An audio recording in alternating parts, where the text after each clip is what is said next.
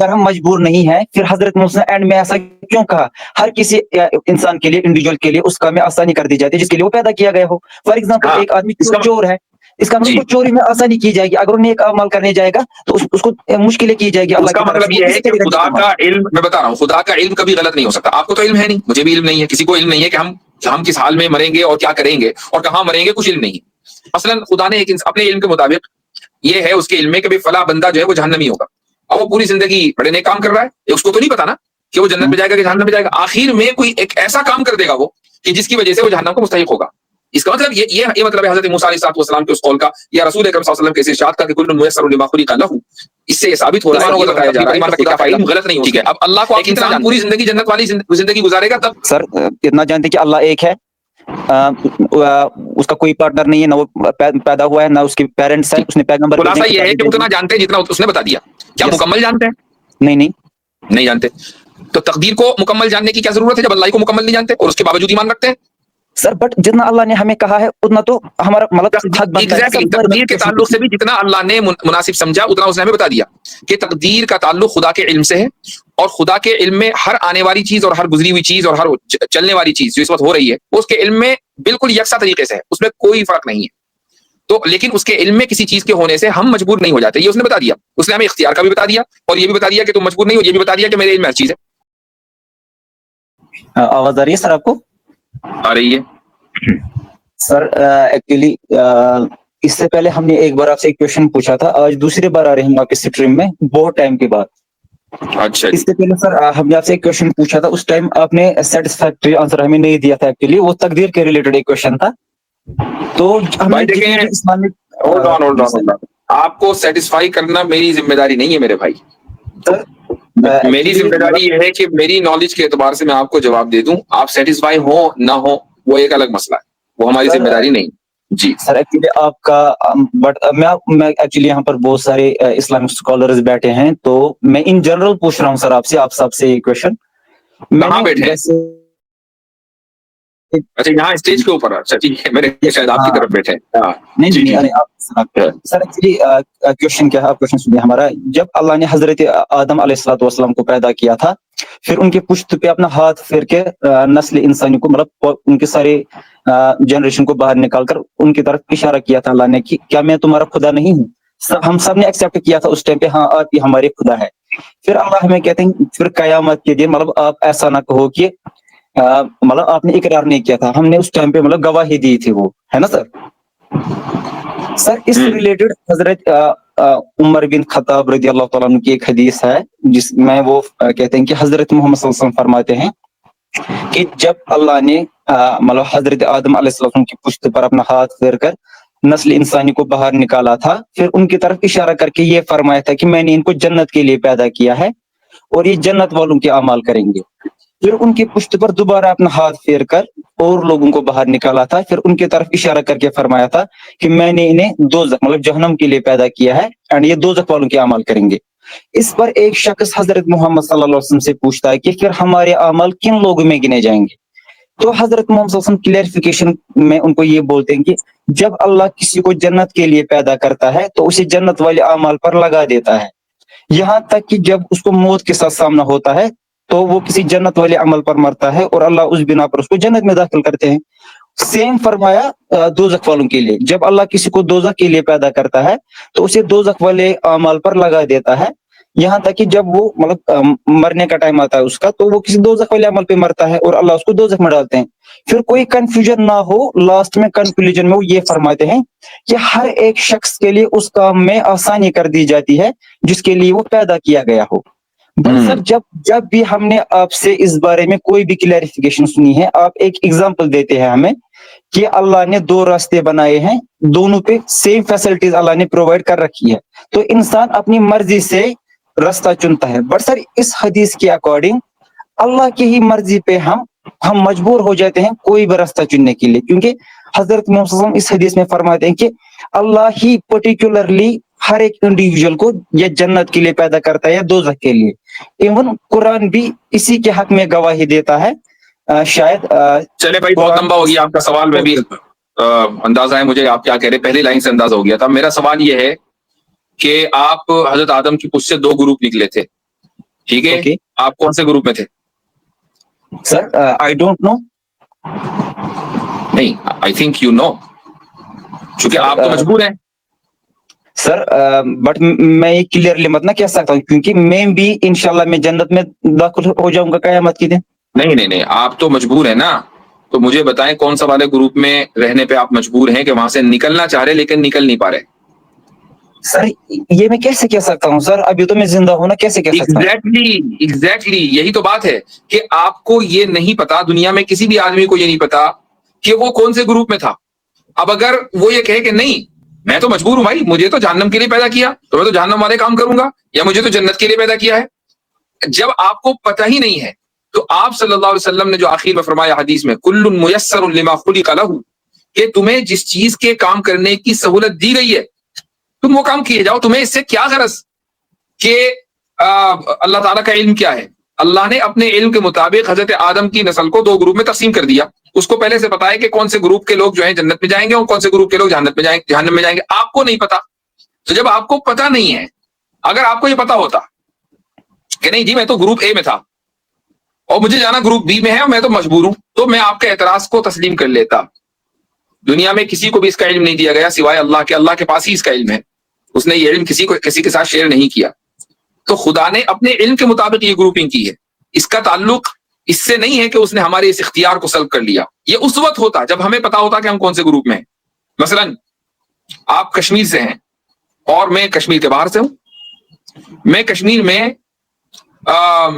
Imagine کریں کہ ابھی وہی لا باقی ہے کہ جس میں غیر کشمیری آپ کے یہاں لینڈ نہیں خرید سکتے تھے. ٹھیک ہے، ہم امیجن کریں تو 2 گروپ ہو گئے نا، کشمیری نان کشمیری. نان کشمیری کشمیر میں آ کے گروپ میں لینڈ نہیں خرید سکتے. تو بھائی نان کشمیری کو چوائس نہیں ہے. ہمیں پتا ہے کہ ہم نان کشمیری، ہمیں چوائس نہیں ہے.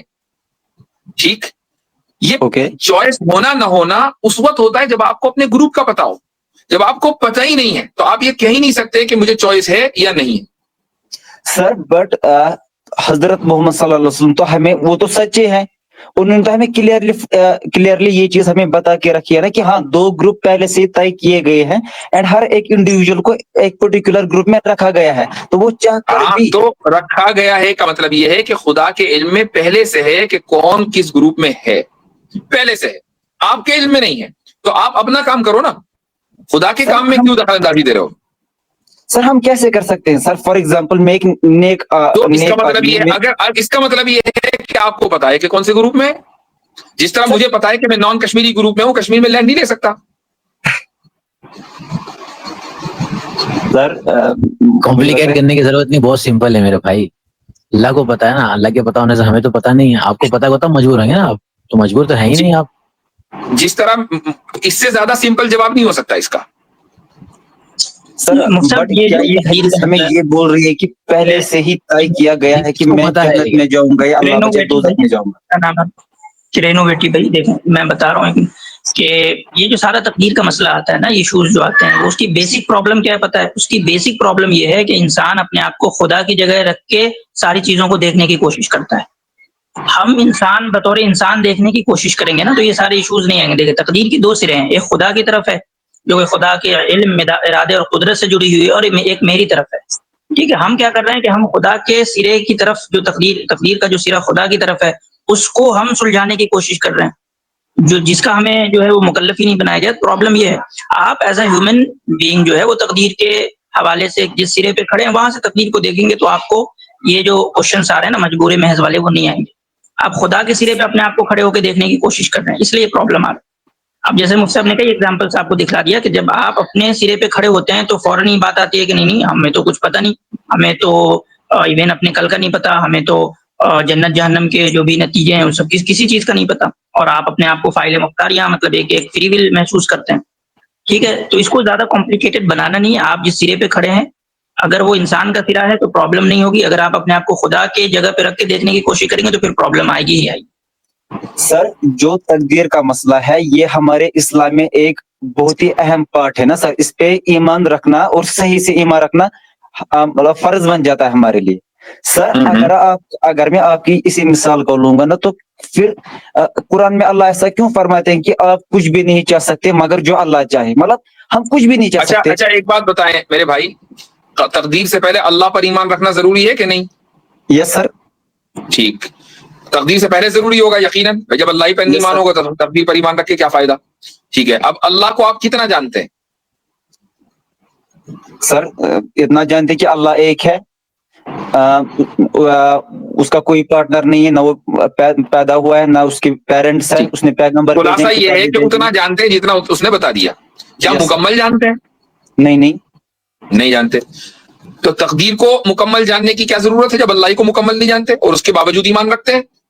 سر بٹ جتنا اللہ نے ہمیں کہا ہے اتنا تو ہمارا مطلب تقدیر کے تعلق سے بھی جتنا اللہ نے مناسب سمجھا اتنا اس نے ہمیں بتا دیا کہ تقدیر کا تعلق خدا کے علم سے ہے, اور خدا کے علم میں ہر آنے والی چیز اور ہر گزری ہوئی چیز اور ہر چلنے والی چیز جو اس وقت ہو رہی ہے وہ اس کے علم میں بالکل یکساں طریقے سے ہے, اس میں کوئی فرق نہیں ہے.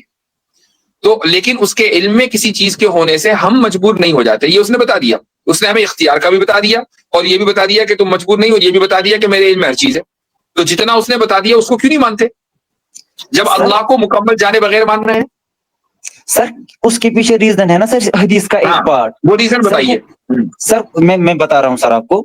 سر میں ایسی کوشچن نہیں پوچھ رہا ہوں کیونکہ اس کا بہت بڑا انفلوئنس ہماری لائف پہ ہے نا سر, اسی لیے پوچھ رہا ہوں سر. کیونکہ اس حدیث میں ایک پارٹ ہے کہ فار ایگزامپل اگر آپ حدیث کو ابھی آپ رکھیں ایک طرف. میں نے سوال آپ سے یہ کیا کہ جتنا خدا نے تقدیر کے تعلق سے آپ کو اور مجھے بتایا ہے کیا وہ ناکافی ہے؟ نہیں سر, کافی ہے. اس نے یہ بتا دیا ہے کہ تقدیر کا تعلق علم سے ہے اور اس کے علم کے باوجود, مکمل علم ہونے کے باوجود تمہیں اختیار ہے, یہ اس نے بتا دیا. ٹھیک ہے. جس طریقے سے اللہ کی ذات کو مکمل جانے بغیر, مثلاً آپ کو یہاں اشکال ہو رہا ہے کہ یار جب چیزیں اس کو پہلے سے پتہ ہے تو اختیار کیسے ہو سکتا ہے, آپ کو یہ تھوڑا سمجھ میں نہیں آ رہا ہے.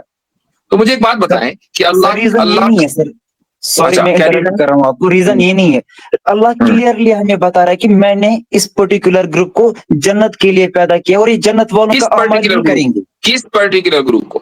سر بٹ دو, یہ تو گروپ ہے نا, ہم دو میں سے ایک ہی میں تو ہوں گے نا سر. آپ نے کہا اس پرٹیکولر گروپ کو, اس گروپ میں. اب آپ کا اعتراض اس وقت ویلڈ ہوگا جب آپ بتائیں گے کہ یہ لوگ اس پرٹیکولر گروپ میں. کرینوویٹی بھائی آپ ہمیں بتا دیں پینلسٹ میں کتنے بندے ہیں جو ایک گروپ کے ہیں اور کتنے بندے ہیں جو دوسرے گروپ کے. سر ہاؤ کین آئی سے that, sir how can I سے دیٹ. یہی تو سوال ہے میرا, یہی سوال ہے کہ ہمیں نہ اپنے بارے میں نہ دنیا کے کسی بھی آدمی کے بارے میں یہ بتائے کہ وہ کس گروپ میں ہے. یہ صرف خدا کے علم میں ہے, اور خدا کے علم میں کسی کے ہونے کی وجہ سے ہم مجبور نہیں ہو جاتے, چونکہ ہمیں اگر علم دیا ہوتا تو ہم مجبور ہوتے. ہمیں تو علم ہی دیا ملتا ہے. اللہ قرآن میں فرماتے ہیں کہ آپ کچھ بھی نہیں چاہ سکتے, کچھ بھی میں ہر کوئی چیز آتی ہے, بٹ جو اللہ چاہے. اور قرآن میں ایک منٹ وہ آیت کون سی ہے ذرا پڑھنا. سر اب میں یہاں پر اسکرین شیئر تو نہیں کر سکتا, میں فون پہ ہوں ایکچولی. چلو میں بتا دیتا ہوں, وما تشاؤون الا ان یشاء اللہ. یس سر یہی ٹھیک ہے, یہی آیت ہے نا. ٹھیک ہے, اس آیت کا مطلب کیا ہے کہ تم کچھ نہیں چاہ سکتے. سر یہ تو میننگ ہے نا اس کی. نہیں تو اس کا مطلب یہ تو نہیں ہے. اس کا مطلب یہ ہے کہ نہیں چاہ سکتے مگر جو اللہ چاہے. ہاں تو مگر جو اللہ چاہے, اللہ نے چاہا کہ تم چاہو تو تم چاہتے ہو.